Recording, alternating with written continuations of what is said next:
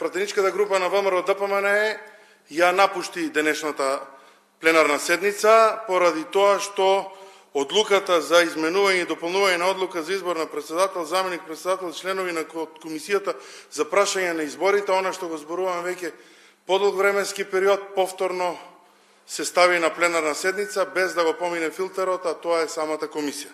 Именно членот 20 од деловникот предвидува да изборот на членовите на комисијата за избор и именување на конститутивната седница се врши на пленарна седница. Меѓутоа, веќе сме активни и имаме одредени работи на таа комисија, така да промената и измената на членовите треба да оди согласно членот 108 од деловникот, кој што владеачкото мнозинство и председателот Џафери упорно го избегнуваат, каде што вели дека изборот на председател и членови на работни тела оди по предлог на комисијата за прашање и изборите и именувања, а врз основа на листата што ја предлагаат пратеничките групи. На самата пленарна седница, значи виновникот секогаш се враќа на местото на злосторот, затоа што не сакајќи да ја помина целата деловничка процедура преку комисијата за избор и именувања, пополнување на комисијата планираат да го направат преку пленарна седница. Моите забелешки на самата седница беа дека согласно ваквото нивно делување и прекршување на деловникот, очигледно ќе нема потреба од оваа и текако битна комисија за избори и именувања, меѓутоа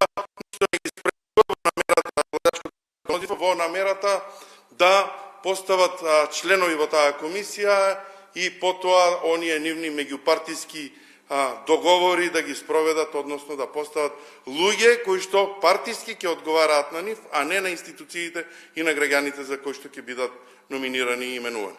Благодарам. Прашање некој? Како го коментирате тоа што не го прифатираните предлогот за намалување на акцизата?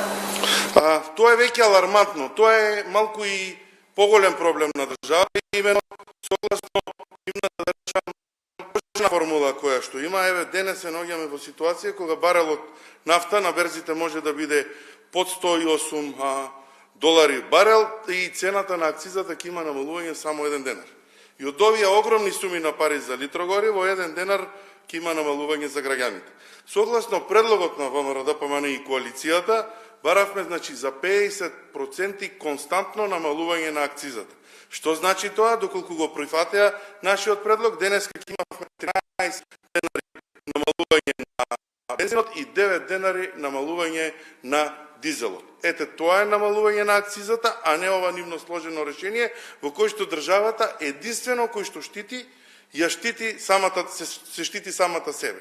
Односно, намалувањето од еден денар не е грижа за граѓаните како што тие го представуваат. Доколку го прифатеа предлогот на ВМРО ДПМН, денес ќе имавме и константно ќе имавме 13, односно 9 денари на литар гориво за секој граѓанин намалување.